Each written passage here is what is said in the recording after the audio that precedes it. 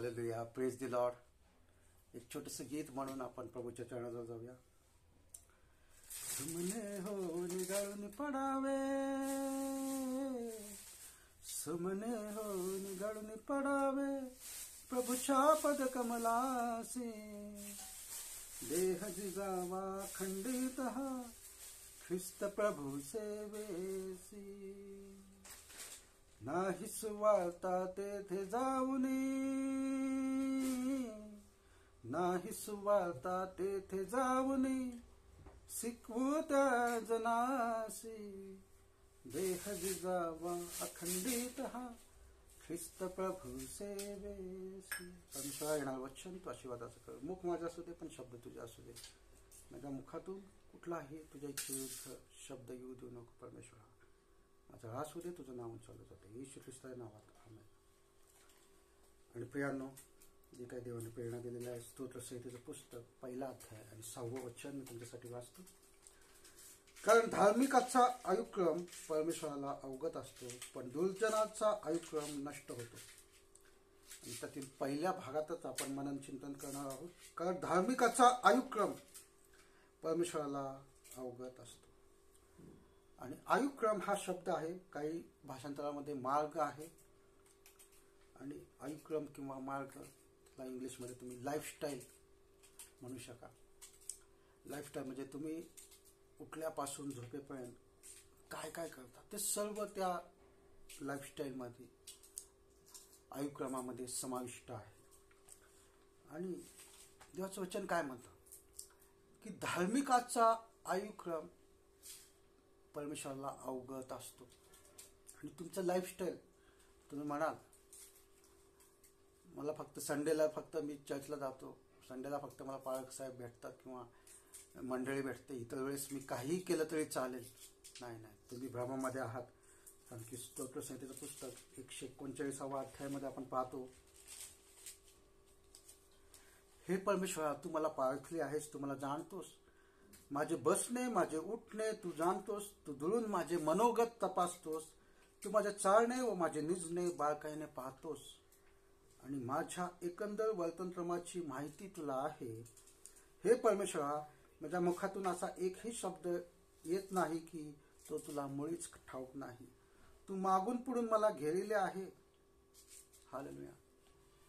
आणि इथं दिलेलं आहे, जसा सीसीटीव्ही कॅमेरा असतो, पण सीसीटीव्ही कॅमेऱ्याची वेळ ठराविकच असते. ठराविक क्षेत्रातच त्याची नजर असते. ठराविक क्षेत्रामध्ये घडणाऱ्या घटनाच त्या सीसीटीव्ही कॅमेऱ्यामध्ये कैद होतात. पण परमेश्वराची नजर जगभर फिरत असते. आणि ते विशेषतः धार्मिक लोकांवर परमेश्वराची नजर 24/7 असते. त्याचं बसणं, उठणं, निजणं, चालणं, फिरणं किंवा मनातील विचार देखील परमेश्वराला अवगत असतात. आणि जेव्हा जेव्हा तुम्ही चर्चला जायचं, प्रार्थनेला जायचं टाळता, काहीतरी खोटं नाटक कारण देऊन, तुम्हाला वाटतं की आपण देवाच्या सेवकाला फसवलं. पण नाही, तुम्ही देवाच्या सेवकाला फसवू शकाल पण देवाला फसवू शकत नाही. कारण की देव तुम्हाला पूर्ण तुमचा आयुक्रम त्याला माहीत आहे. तुमच्या मनातील विचार देखील त्याला माहीत आहे. दाविदाने एकदा असाच मनात विचार केला की मला परमेश्वरासाठी मंदिर बांधायचं आहे. आणि लगेच ती खबर परमेश्वराला पोहोचली. आणि परमेश्वराने लगेच नाथान संदेश त्याला त्याकडे पाठवला. आणि त्याला पिढ्यानपिढ्याचं राजपद बहाल केलं, त्याशी करार केला. आणि जेव्हा दाविदाने एक गुप्तपणे एक पाप केलं, ते देखील परमेश्वराने पाहिलं. आणि लगेच संदेश त्याला पाठवलं. आणि त्याला, त्याच्या घराण्याला शाप सुद्धा दिली, त्याचा दंड देखील दिला, शिक्षा देखील दिली. असं नाही प्रियांनो, तुम्ही चांगलं करता तेच परमेश्वर पाहतो असं नाही. तुम्ही जर वाईट करता तेही परमेश्वर पाहतो. त्यामुळं गुप्तपणे तुम्हाला वाटेल मी काय केलं मंडे टू सॅटर्डेमध्ये तर चालेल, कारण तुम्ही फक्त संडेला चर्चला राहतो. नाही, 24/7 परमेश्वराची नजर तुमच्यावरती असते, धार्मिकावरती असते. आणि धार्मिक कोणाला म्हणलेला आहे? नीतिमान. काही भाषांतरामध्ये नीतिमान देखील हा शब्द आहे. रोम पत्र 3 अध्याय आणि 23-24 वचन आपण त्यासाठी वाचूया. धार्मिकाची व्याख्या बऱ्याच आहेत बायबलमध्ये, पण नवीन करारानुसार आपण रोमकरासपत्र 3 अध्याय आणि 24 वचन वाचूया. जुन्या करारातील व्याख्या आपण पाहण्यापेक्षा आपण नवीन करारातील एक व्याख्या पाहूया की धार्मिक नीतिमान कुणाला म्हणलेला आहे. रोमकरासपत्र 3 अध्याय आणि 24 वचन. ते ख्रिस्त येशूने खंडणी भरून प्राप्त केलेल्या मुक्तीच्या द्वारे देवाच्या कृपेने मोबदल्या वाचून नीतिमान ठरतात. आणि जे प्रभूष्ठावर विश्वास ठेवत आहे ते कृपेने मोबदल्या वाचून नीतिमान ठरले आहेत किंवा धार्मिक ठरले आहेत. ठीक आहे. जुन्या काळात धार्मिकाची व्याख्या वेगवेगळी आहे की जो नियमांचं पालन करतो, जो दाढी बिडी करत नाही, जो लुबाडत नाही, चोरी करत नाही, वगैरे वगैरे.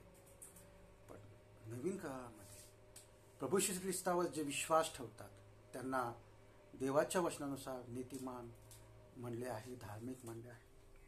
आणि प्रियांनो, आणि जे प्रभू ख्रिस्तावर विश्वास ठेवत आहेत तुम्ही आम्ही, त्यांच्यासाठी हे वचन आज देवाचं आलेलं आहे की तुमचं आयुष्य, तुमची लाईफस्टाईल परमेश्वराला अवगत आहे. परमेश्वर 24/7 तुम्हाला पाहत आहे. त्यामुळे तुम्ही कुठलंही खोटं नाटक बोलून चर्चला जाण्याचं, प्रार्थनेला जाण्याचं टाळू शकत नाही. जे काय आहे ते तुम्हाला सत्य बोलावं लागेल. कारण की लबाड बोलणारे जीवा ह्याचा परमेश्वराला वीट आहे. हालेलुया. तर प्रियांनो, जे काय मला तुम्हाला देवाच्या प्रेरणेने सांगायचं आहे की युयोब देखील धार्मिक होता आणि त्याची लाईफस्टाईल परमेश्वराला ठाऊक होती. आणि परमेश्वराने त्याची साक्ष सैतानाला दिली होती युयोबाविषयीची की हा सात्विक, सरळ, देवाला भिवून वागणारा, पापापासून दूर राहणारा आहे. आणि जेव्हा शमूएल संदेष्टाद्वारे दाविदाची निवड करायची होती तेव्हा परमेश्वराने शमूएल संदेष्टाला सांगितलं होतं की मी माझ्या मनासारखा मनुष्य धुंडून काढला आहे. आणि नोहाच्या काळात परमेश्वराने नोहा बाबतीत पण म्हणलेलं आहे की या पिढीत तूच माझी धार्मिकतेने, सात्विकपणे चालणार आहे हे मला दिसून आलेलं आहे. आणि उत्पत्ती 15 अध्याय आणि 3 वचन आपण काय म्हणतो ते पाहूया. मला 2 ते 3 मिनिटं आणखी बोलायचं आहे. उत्पत्ती 15 अध्याय. या गोष्टी घडल्यावर अब्रामास दृष्टांत रूपाने परमेश्वराचे वचन प्राप्त झाले ते असे, अब्रामा, भिवू नको, मी तुझी ढाळ आहे, मीच तुझे प्रथम पारितोषिक आहे. अब्राम म्हणाला, हे परमेश्वरा, हे प्रभू, तू मला काय देणार? मी तर असंतानगत होणार. माझ्या घरादाराचा चालक दिमिश्की अलिएजर हा होणार. 3रं महत्वाचं वचन आहे. अब्राम आणखी म्हणाला, पहा, तू मला काही संतान दिले नाही तर माझ्या घरचा एक माणूस माझा वारस होणार. 4थं वचन आपण वाचूया. तेव्हा परमेश्वराचे वचन त्याला प्राप्त झाले की हा मनुष्य तुझा वारस होणार नाही, तर तुझ्या पोटी येणाराच तुझा वारस होईल. मग त्याने त्याला बाहेर आणून म्हटले, आकाशाकडे दृष्टी लाव, तुला हे तारे मोजवतील तर मोज, इतकी तुझी संतती होईल, असे त्याने त्याला सांगितले. अब्रामाने परमेश्वरावर विश्वास ठेवला आणि अब्रामाचा हा विश्वास परमेश्वराने त्याची नीतिमत्ता असा मानला. आणि बघा, विश्वासाद्वारे अब्राहाम नीतिमान ठरवण्यात आला आणि प्रभूवर विश्वास ठेवण्यात आला. कृपेने आपले तारण झालेले आहे, आपण नीतिमान ठरलेले आहोत. आणि जसं परमेश्वराने अब्राहामाला दर्शन दिलं आणि अब्राहामाला सांगितलं की तू निसंतान असताना, तू वयोवृद्ध असताना त्याला आकाशात तारे दाखवले आणि सांगितलं, ह्या तारे इतकी तुझी संतती होईल.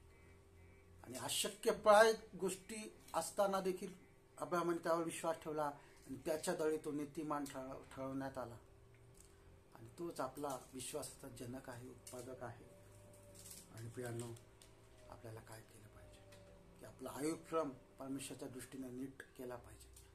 जर आज तुम्ही गुप्तपणे काहीतरी पाप करत असाल, लबाडी करत असाल, चोरी करत असाल, खोटं बोलत असाल, कुणाला फसवत असाल, तर आज तुम्हाला वचनाद्वारे संधी आहे. 24/7 परमेश्वर तुम्हाला पाहत आहे, तुमचे बसणे, उठणे, निजणे पाहत आहे.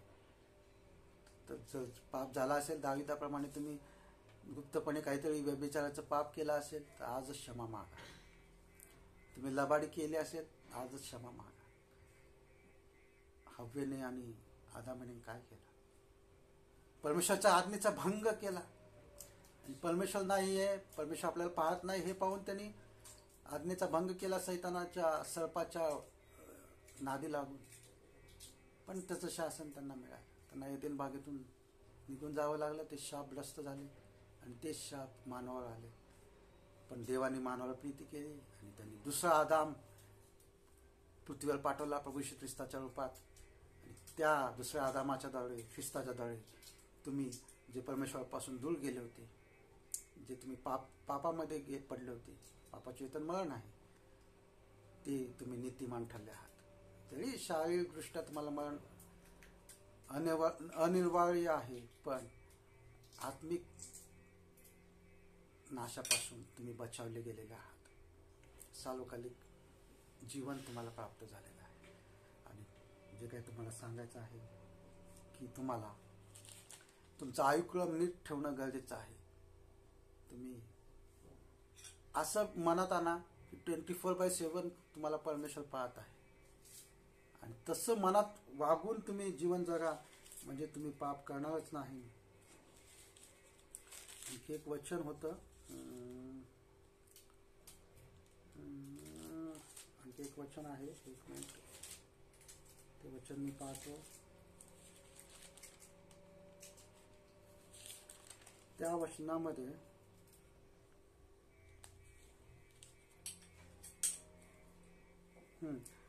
उत्पत्ती 17वा अध्याय आणि पहिलं वचन, क्लोजिंग वचन आपण म्हणूया. अब्राहम 99 वर्षाचा झाला. परमेश्वर त्यास दर्शन देऊन म्हणाला, मी सर्वसमर्थ देव आहे, तू माझ्या समोर आहेस, हे मनात वागवून चाल व सात्विक राहा. आणि आपण 24/7 हे मनात वागवून चाललं पाहिजे की परमेश्वर माझ्यासोबत आहे, परमेश्वर मला पाहत आहे, तो मला 24/7 माझ्याकडे लक्ष ठेवत आहे. हे वागून आपल्याला चाललं पाहिजे, बोललं पाहिजे, निजलं, उठलं, बसलं पाहिजे. मनातील विचार देखील परमेश्वर जाणून घेत आहे आपले. आणि जसं उत्पत्ती 17वा अध्याय पहिल्या वचनात परमेश्वर आपल्याला म्हणत आहे की मी तुझ्या सोबत आहे, मी तुझ्या सोबत आहे, हे वागून तू चाल, सात्विक राहा. तसं आपल्याला राहिलं पाहिजे. जर तुम्ही तसे राहिले तर जसं आशीर्वाद दाविदाला प्राप्त झाला, जसा आशीर्वाद योबाला प्राप्त झाला, जसा आशीर्वाद अब्राहमाला प्राप्त झाला, तसेच आशीर्वाद तुम्हाला देखील प्राप्त होते. परमेश्वर तुम्हाला व तुमच्या येणाऱ्या पिढ्याला आशीर्वादित करेल. तुम्हाला तसं मनात ठेवून 24/7 कुणीतरी आपल्याला वॉच ठेवत आहे आणि तो परमेश्वर आहे हे मनात ठेवून तुम्हाला जीवन जगलं पाहिजे, सात्विक राहिलं पाहिजे. तर परमेश्वर तुम्हाला व तुमच्या घराण्याला आशीर्वादित करेल. परमेश्वर या वचनाद्वारे तुम्हाला, तुमच्या कुटुंबाला, सर्वस्वाला आशीर्वादित करो. God bless you. आमेन.